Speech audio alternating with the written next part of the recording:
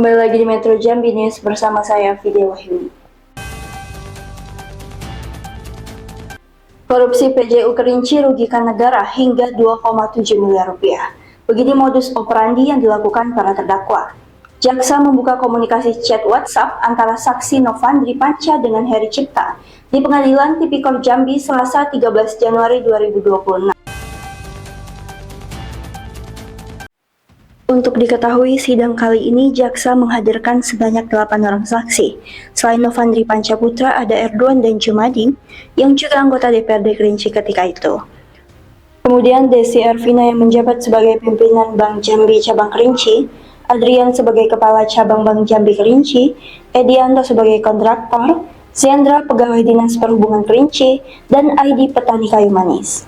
Saksi Erdogan yang juga anggota Banggar DPRD Kerinci, saksi disebutkan telah menerima transfer sebanyak 3 kali dari terdakwa Heri Cipta. Namun saksi mengelak bahwa uang tersebut bukanlah uang fee dari PJU. Sementara anggota dewan lainnya yakni Jumadi yang berdasarkan bukti chat juga menerima transfer 3 kali dari terdakwa, ia malah tidak mengaku.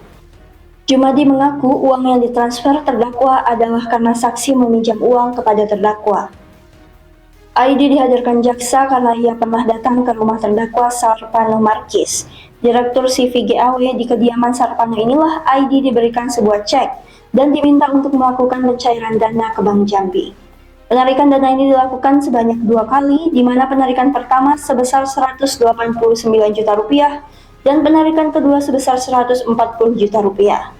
Dalam persidangan, ia mengaku mendapatkan upah sebesar Rp300.000 setiap kali melakukan penarikan dan pencairan dana tersebut. Uang yang berhasil dicairkan di Bank Jambi itu kemudian ia serahkan kepada terdakwa Reki Eka Fiktoni, seorang guru berstatus P3K di Kecamatan Kayu Aro, dan Helpi Apriyadi, ASN di kantor Kesbangpol Kabupaten Kerinci yang merupakan terdakwa. Di luar persidangan, saksi Novandri menolak diwawancarai dari kesaksiannya yang secara gamblang menerima uang dari proyek PJU. Sementara itu, Aditya Diar, kuasa hukum Heri Cipta, mengatakan dari fakta sidang sudah selayaknya ada tersangka dari anggota dewan. Dalam sidang yang terbagi menjadi 3 klaster dan pertama anggota DPRD Kerinci 2019 hingga 2024, yakni saksi Novandri Panca Putra, ada Erdogan dan Jumadi. Dari keterangan disertai bukti yang ditampilkan, ada yang berikatan secara serius terkait pengakuan secara tidak langsung menerima fee 15% yang diambil oleh anggota dewan dari hasil pekerjaan proyek PJU. Hal ini juga diutarakan oleh Jaksa Yogi. Dia mengatakan ditemukan adanya aliran uang, meski para anggota dewan masih berkilah dengan sebutan transfer tersebut adalah pinjaman.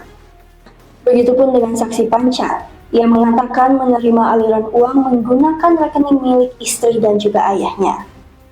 Ditanya penetapan tersangka, ia mengakui pihaknya sudah mengantongi sejumlah bukti, namun ia masih ingin mengumpulkan bukti lain.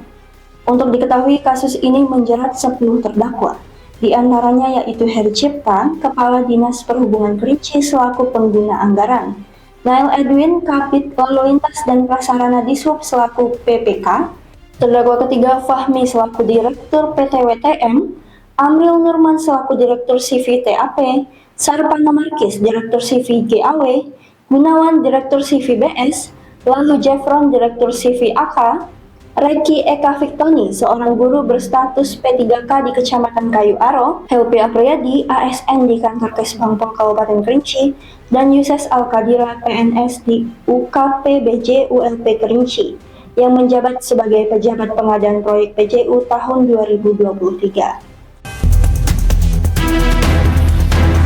Kasus dugaan korupsi PJU Dinas Perhubungan Kabupaten Kerinci diperkirakan merugikan negara hingga 2,7 miliar rupiah dari anggaran proyek sebesar 5,9 miliar rupiah. Nantikan kabar terupdate lainnya di Metro Jambi News.